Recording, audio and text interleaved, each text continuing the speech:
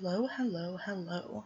This is Raven, and today I'm going to be talking about Hardcore Henry.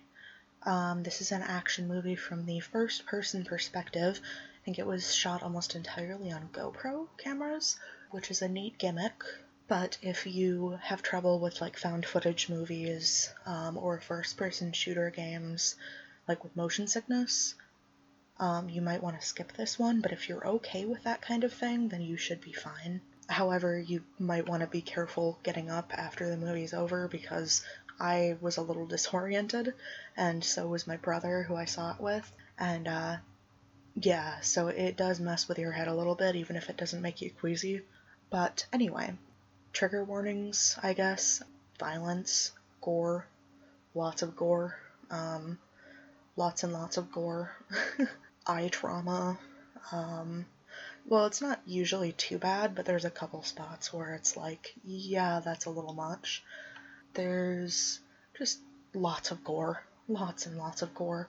Although the tone of it is similar to the tone of the gore in Deadpool, so if you saw that and you were fine with the gore in that, you'll probably be fine with the gore in this. Tone-wise, overall, this is definitely a comedy, but a really, really, really dark one. Also, I think this is probably the live-action Hitman adaptation that gamers wanted and never got.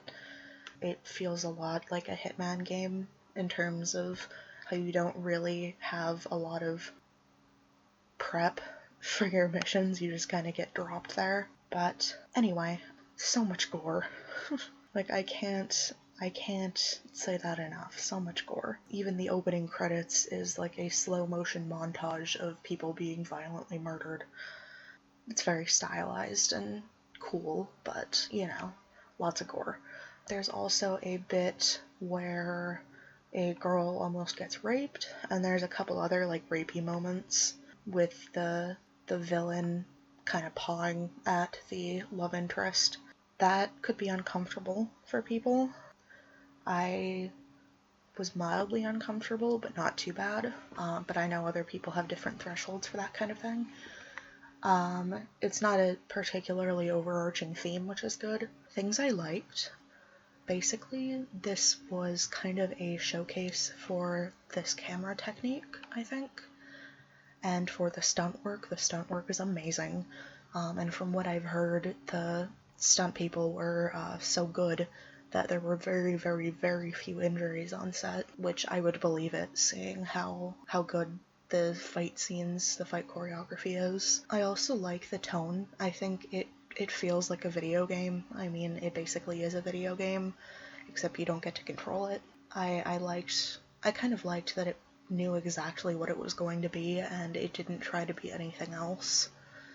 It was just yeah, we're gonna have some explosions, we're gonna drop you out of a blimp, we're gonna have you bounce off this car and go run across the road, get bounced off another car, and oh, you have to grab that guy's gun.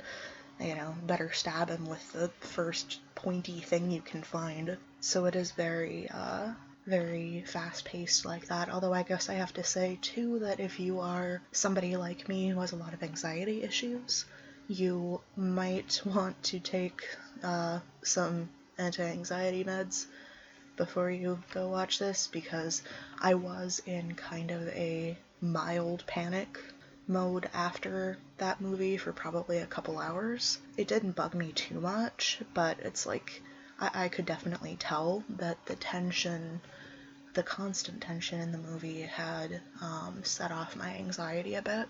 So just be careful with that.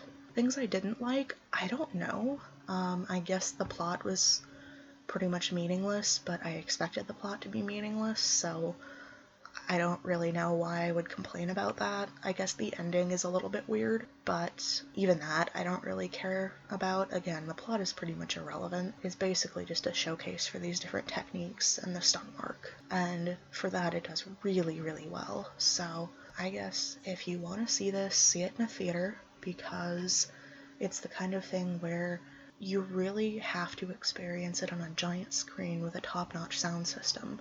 Otherwise, you're not really getting the full scope of what's going on, and I hate being that person, but really, in this case, you'd want to see it in theaters.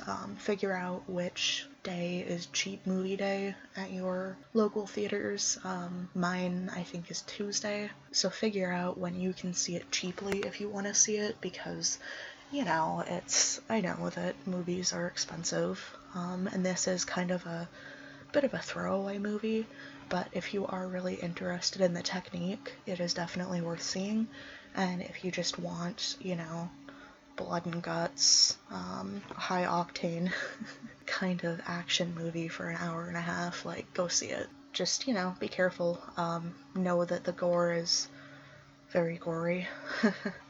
And well, there's also some, like, the language is a little bit weird as far as the vulgarities go. There's a lot of, you know, gendered slurs and stuff, but it didn't bug me, really, because in the context it was like, well, of course, that's how that person would talk. But again, people have different thresholds for that kind of thing. Overall, this was a really good time. I was mildly uncomfortable with some of the gore, but I think the tone of the movie, did a good job to kind of lessen the gross factor and lessen the disturbing factor of the gore. If you think you might like it, given the trailers, give it a shot. It is exactly what you see in the trailers, and it does not pretend to be anything else, which, you know, is kind of refreshing. I can definitely see why this ignited a bidding war for the distribution rights at I forget what film festival it debuted at, but whichever one that was. I can definitely see why people would have wanted to fight over this one. I don't know how much money it's gonna make, but it's definitely one of those technically very interesting movies. I know I'm probably gonna watch it again and just pick apart each little action sequence. Anyway, I guess that's it. So I will see you folks on the dark side of the moon.